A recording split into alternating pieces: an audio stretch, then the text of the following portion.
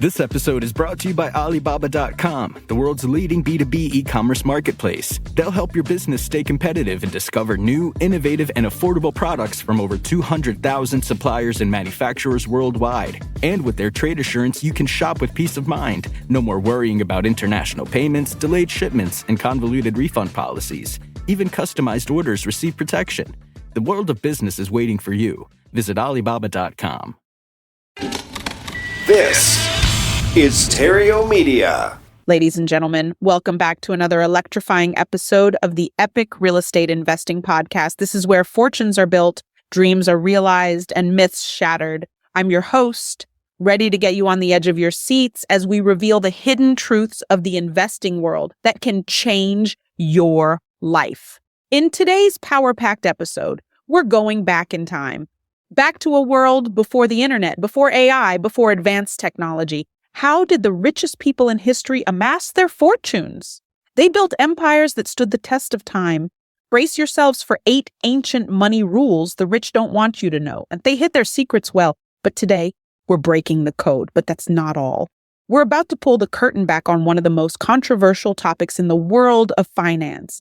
Ever been told to avoid debt like the plague? Well, we're about to flip that conventional wisdom on its head.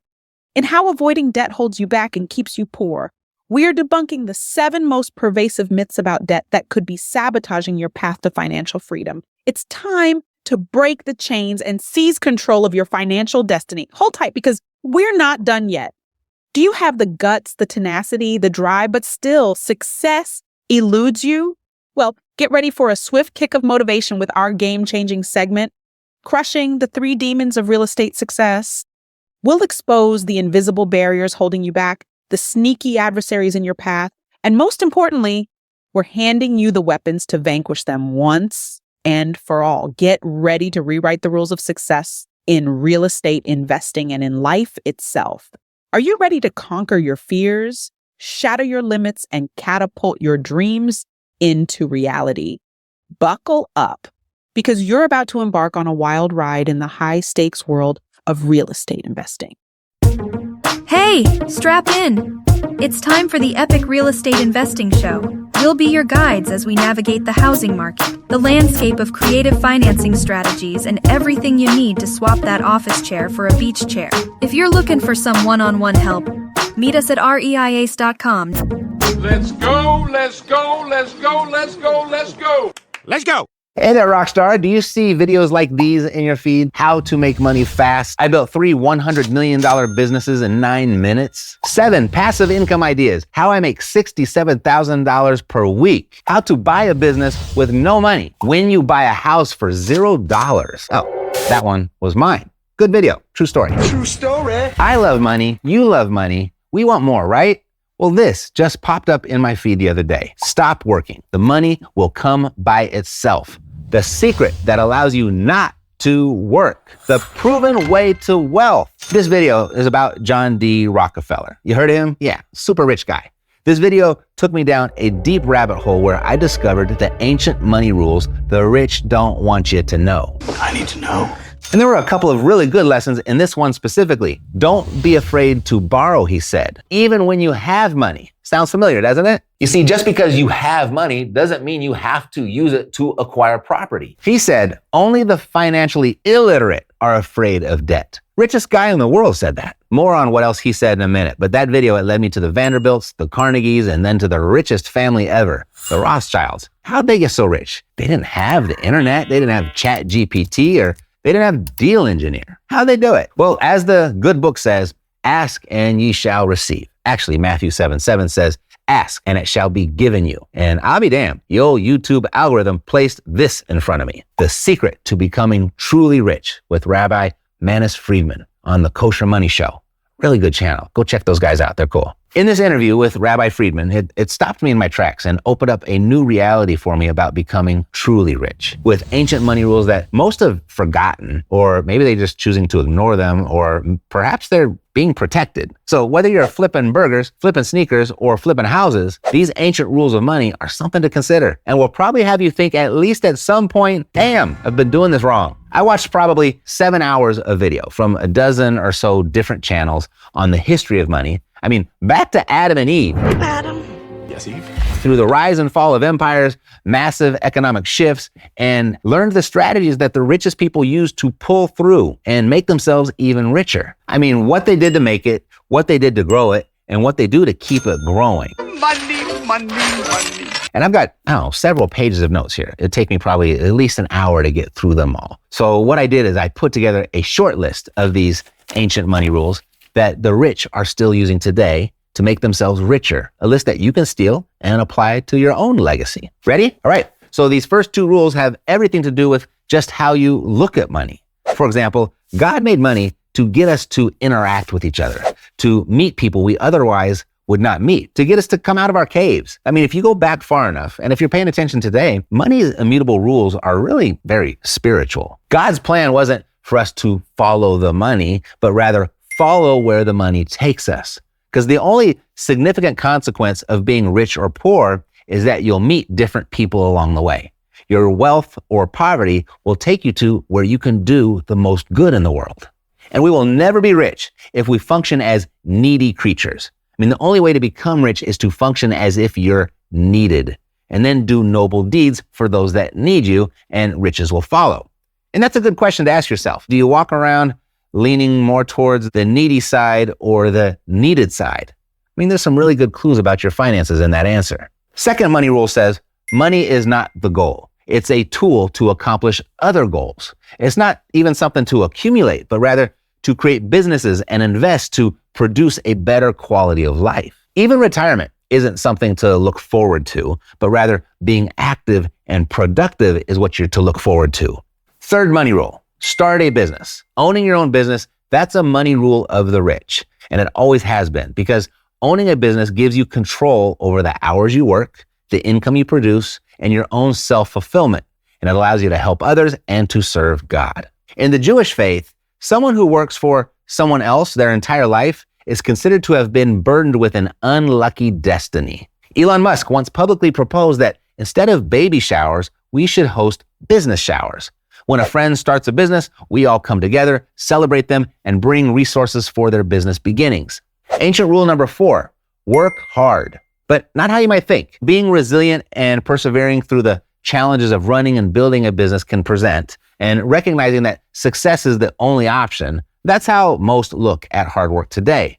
But intertwined in the hard work concept has always been the smart work concept. And there are many layers to it, meaning each business or vessel that it was commonly referred to has its limits. By putting more time and energy into a business doesn't mean more riches will come out. Instead of stretching oneself to maximum capacity, stretch the vessel. Open a second store was an example. Spending more time and working harder in the one store when it takes you away from your family and life is not working smart. The bigger blessing doesn't happen with more of your time, but rather with more space that it's given to grow. And if we go down another layer to working smart, and this showed up as having the most to do with whether or not you become rich. Ancient money rule number 5, network. Make connections and increase the size of your community. Network. I tap that network. This money rule is as old as business itself, forming relationships and bonds within your community to where there's a strong sense to support and care for one another. Look after each other in the interest that each member of your community succeeds. An ancient money rule is to build up the people in your community. And it was referenced more than once. I mean, it was here in Mark 12:31. You shall love your neighbor as yourself. And as you're taking care of your neighbor, as you're taking care of your community, it is imperative that you take care of your reputation. That's ancient money rule number 6. And this was in the Rockefeller story that I mentioned earlier. John D. was adamant about fulfilling his obligations, even if it hurt him to do so.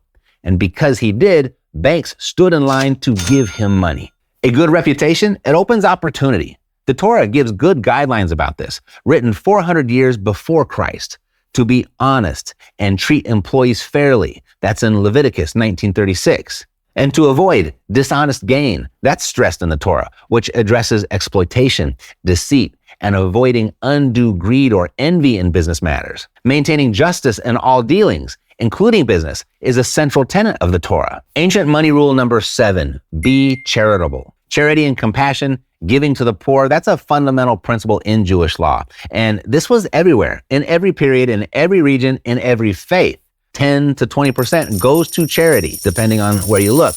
But the practice was universal and non-negotiable. It was a recurring rule over and over to give charitably in your community, to be happy for the successes within your community, to support businesses within your community, to encourage others in your community to do the same, because by doing so, it creates an environment that breeds reciprocation. And with that, the community grows bigger and stronger, thereby empowering the community to break into markets much faster because it's working together. Collaboration over competition. And of course, there are the ancient money rules of frugality, saving, and being a skilled manager of your riches, taking advantage of low interest loans to invest in what one knows, putting money to work by investing in real estate and business. These are all historically honored rules of money. But a prevailing pattern revolved around the importance of education and family, and passing down life's financial experience and wisdom to future generations to keep the wealth growing. And that's ancient money rule number 8. Teach your kids. Money holds a prominent space in the lives of the richest people's families and their overall lives. And so it's discussed regularly. And the discussions, they start early in life. For example, the 5-jar system, this is a modern practical method used to teach children the historical rules of money about saving, spending, investing, and charity. And I'm starting this with my son, and it works like this. Each of the jars represents a different aspect of money management. First, there's the giving jar, where my son will put money to give away to help others, whether that be a charity, a religious organization, or a cause that he cares about. Second, the saving jar for the future, whether it be a big purchase that he's saving for or just general savings. Third, the investing jar. He'll use this money to make more money. Stocks, a small business venture, or an income property. Fourth jar, education. Money used for learning purposes like books, courses, school supplies. And the fifth jar, the spending jar. Money for his wants, the toys, the games, the Roblox, the candy, the golf clubs. So of all the ancient money rules that you just learned or were just reminded of, which one will you embrace first? We'll be back with more right after this. Did you know that 68% of brand content created is never used? Which means all that time and money spent creating custom videos, documents, and ad creative goes down the drain. But not with Brandfolder. Brandfolder keeps brand assets up to date and in use, allowing you to scale your marketing efforts more effectively. The result is greater creative impact, faster speed to market, and optimized collaboration across internal and external teams worldwide. Do your brand a favor with Brandfolder. Learn more at brandfolder.com. Matt Theriault, investor, tell us where the deals are. Today's deal is in Birmingham, Alabama. And tell us what the numbers are. This investment opportunity checks all the boxes. We're heading to a neighborhood that exemplifies the heart and soul of family-centric living, the highly sought-after Eastlake. At the heart of Eastlake sits a stunningly restored 4-bedroom, 2-bathroom, single-family residence. This home not only boasts of comfort, but is a promising cash flow generator. With a total livable space of 1,333 square feet, it embodies the perfect blend of style, functionality, and warm family charm. This home has been meticulously rehabbed down to the smallest detail, making it an absolute turnkey investment for you. Picture this. As your tenants step into their newly renovated home, they're greeted by a freshly modernized interior with updated HVAC, a brand new water heater, upgraded plumbing and electrical systems, and a newly installed roof. Moreover, this abode extends its charm outdoors with a spacious fenced-in backyard. Imagine summer evenings filled with laughter and barbecues, the kids running around and memories being made. The fenced yard also ensures privacy and security, a notable feature for a family-centric neighborhood. This prime rental property is nestled in an area surrounded by the very best amenities that Eastlake has to offer. The neighborhood provides easy access to major highways and intersections, making the morning commute a breeze. Daily necessities, just a stone's throw away, you have the Piggly Wiggly Family Dollar and an array of specialty shops. And there's more. The serenity of the nearby Eastlake Park, offers the perfect respite from daily life, and the proximity to esteemed educational institutions, Barrett Elementary School, Wee Putnam Middle School magnet, and Woodlawn High School magnet, is sure to attract families. Churches, pharmacies, and various other essential amenities round out the offerings. Currently, this beautiful home is occupied with a tenant paying $1,250 per month with a lease set until 2024. This guarantees you a steady cash flow from the moment you seal the deal. So if you're a busy professional wanting to invest in real estate but lacking the time, know-how, or simply don't want to do all the heavy lifting, this property is your answer. This investment provides you with a perfect blend of stable income, potential for capital growth, and a tangible asset that contributes positively to the lives of its tenants. For more information on this property and others just like it, grab a free investor package from cashflowsavvy.com.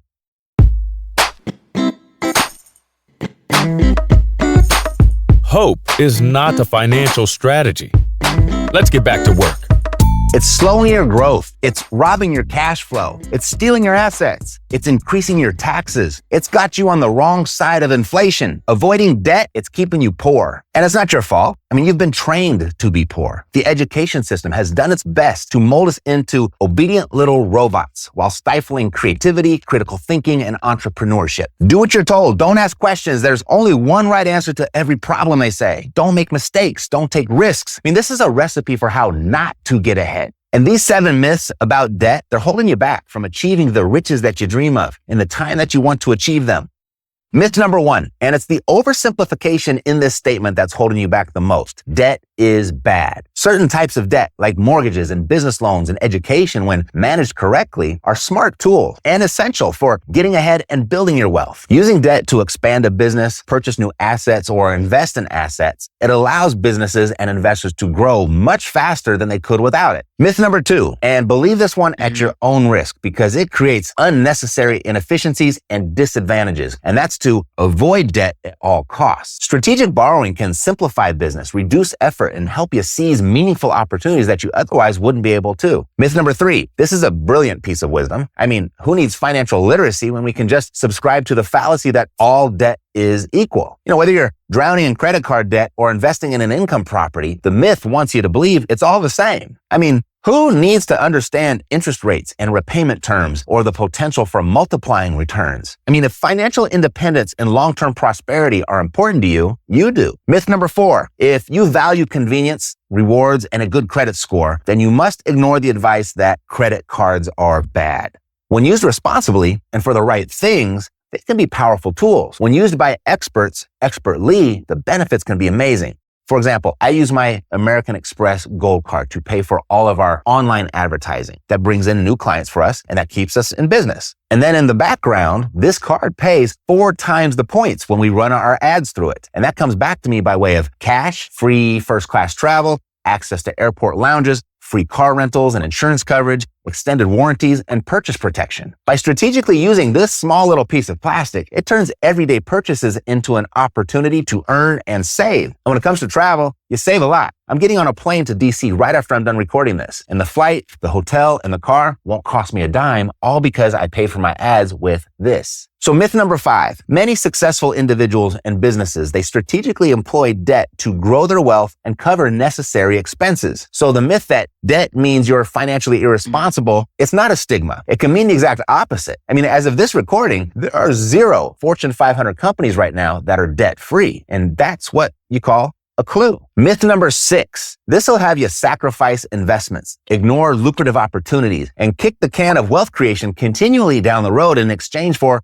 making paying off debt a priority. I mean, there's a place for it for sure, but it's not a priority by default. Myth number 7, depending on interest rates and potential returns, this one could prevent you from ever getting wealthy. I mean, most people think of the debt snowball or debt avalanche method for paying down debt as their only options. But by using the debt delegator method, you can wipe out the myth that you should always pay off debt before investing. The debt delegator method does both.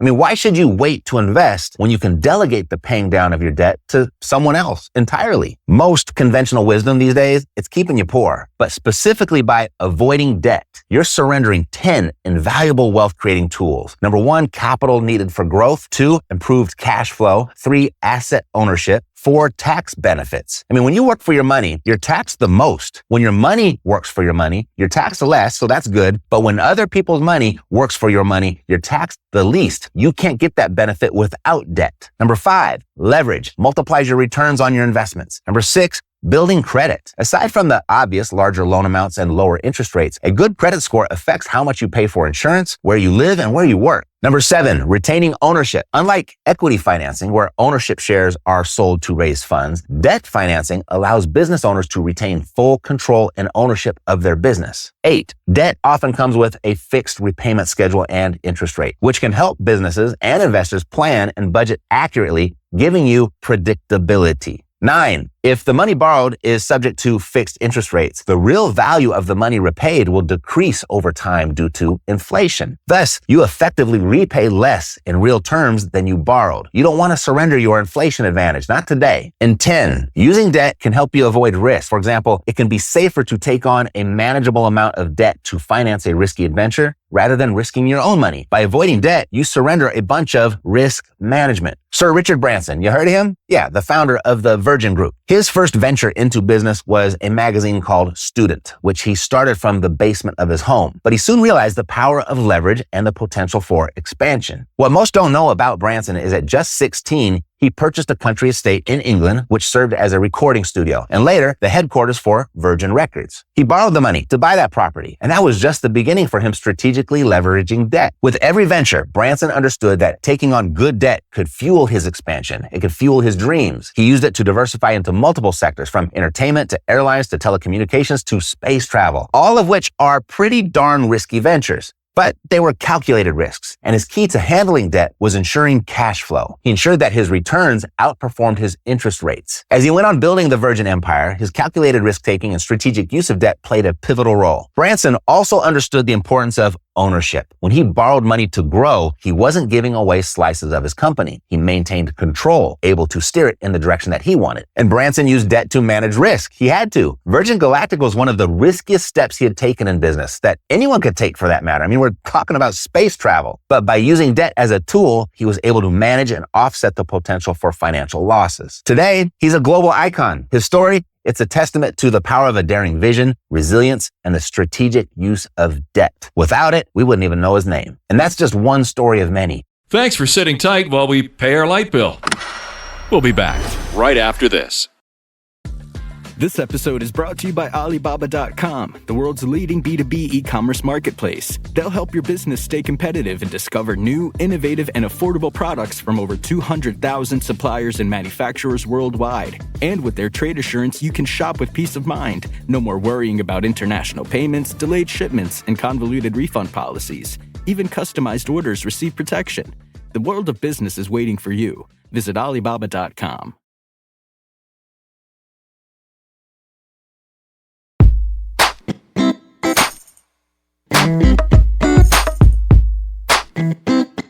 Ever hear someone say, I have too much money? Me neither. Let's get you some more.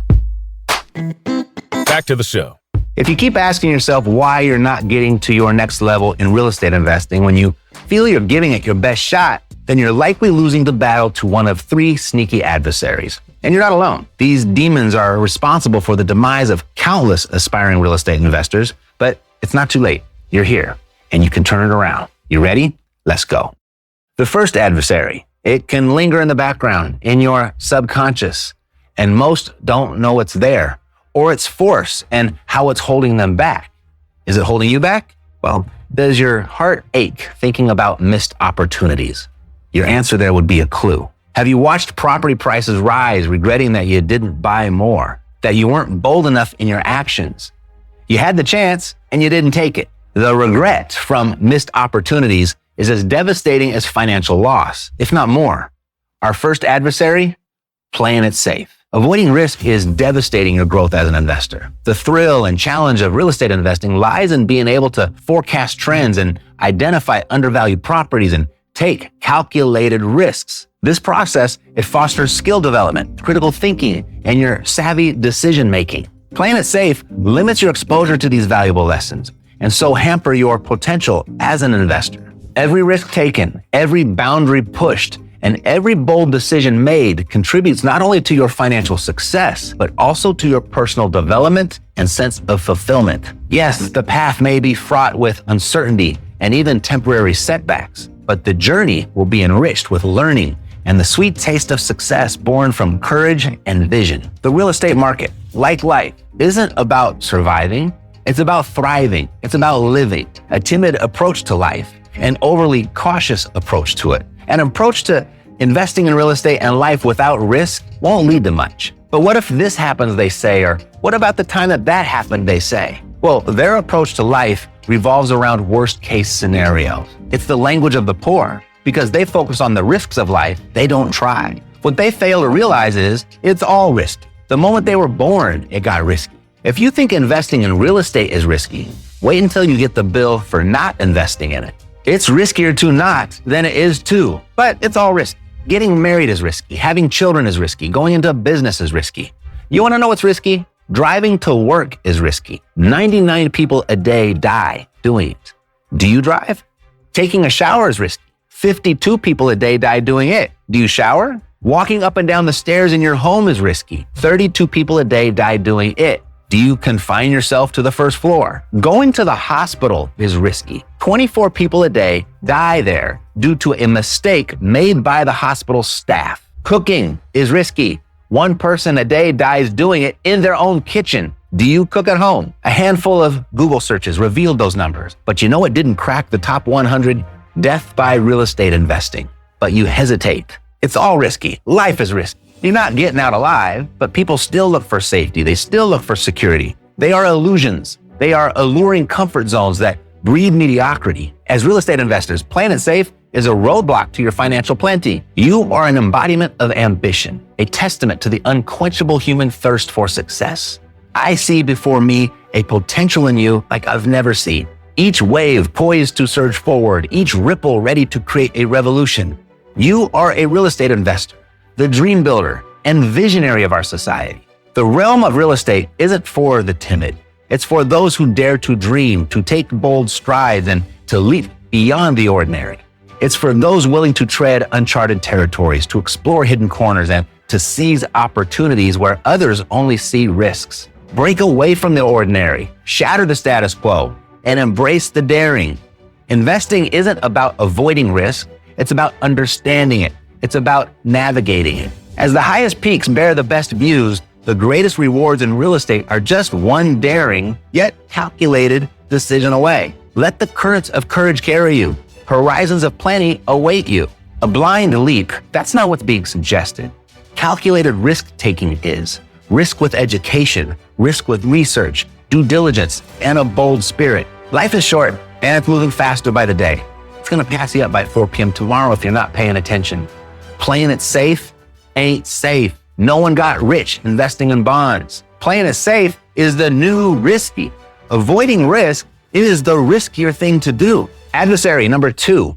It's a poisonous viper that slithers unnoticed into our minds. It's our own doubts, fears, and insecurities that steal our potential. We stare at a plot of land and see a barren wasteland, not the towering skyscraper it could house. We see obstacles, not opportunities. We see losses, not lessons. This parasitic dream stealer is called pessimism. Always looking for the downside, looking for the problem, checking all the boxes as to why it can't be done. It's a miserable way to live. It creates an ugly life.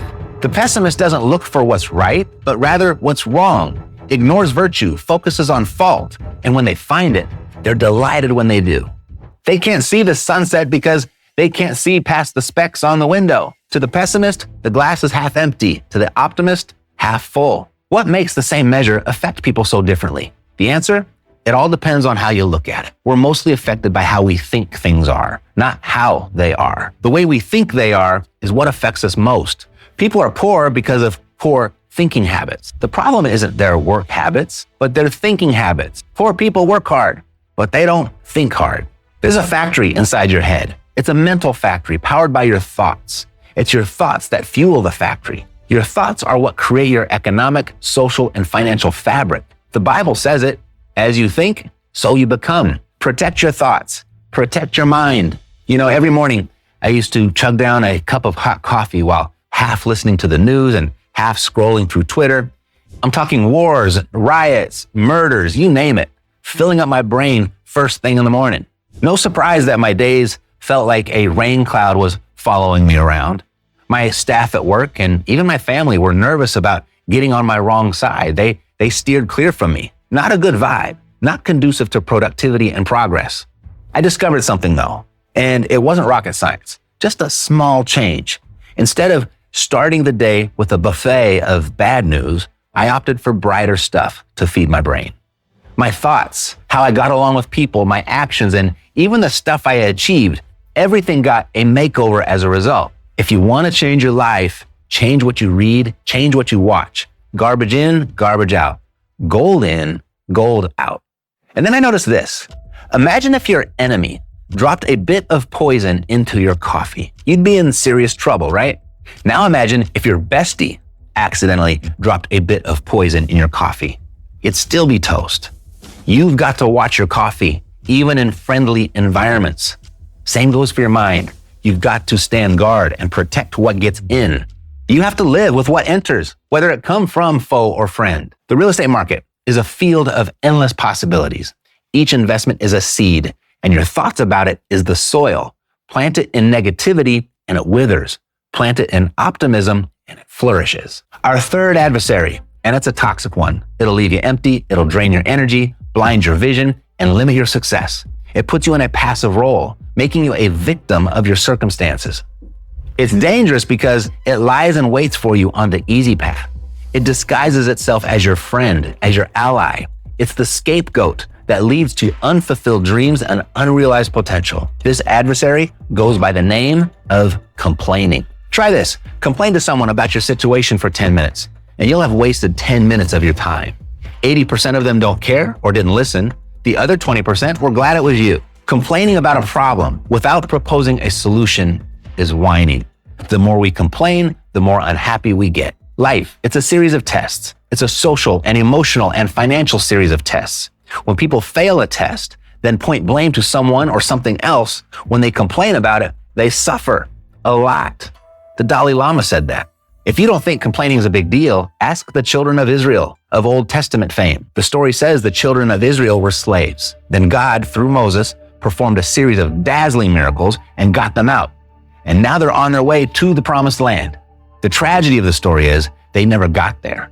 The reason from day one is that they started to complain. They complained about the water. They griped about the weather. They whined and cried and complained about the food, the leadership, the journey. It was too long. It was too hot. It was too cold. It was too difficult. And they did this for years. God, he had had enough and stamped their tickets. Trip canceled. The original children of Israel died in the desert. They never reached the promised land. And we learned two things from this story. Indulge in complaining long enough, you get your future canceled. Second thing, even God can only take so much. Something like that. Instead of wandering aimlessly in the desert and complaining for almost 40 years, could their outcome have been different if they allocated some time for exploring solutions? Instead of complaining about market conditions, adapt. Instead of grumbling about missed opportunities, focus on the ones awaiting you. Each stumbling block is a stepping stone. Each setback is a setup for a comeback. You are a real estate investor, not just by profession, but by heart, mind, and spirit. Your circumstances won't control your outcome. Your decisions will. Decide to complain, your future gets canceled. Decide to solve, your future gets created. And that wraps up the epic show. If you found this episode valuable, who else do you know that might too? There's a really good chance you know someone else who would. And when their name comes to mind, please share it with them and ask them to click the subscribe button when they get here, and I'll take great care of them. God loves you, and so do I. Health, peace, blessings, and success to you. I'm Matt Theriault, living the dream. Yeah, we got the cash flow. You didn't know, homeboy, we got the cash flow.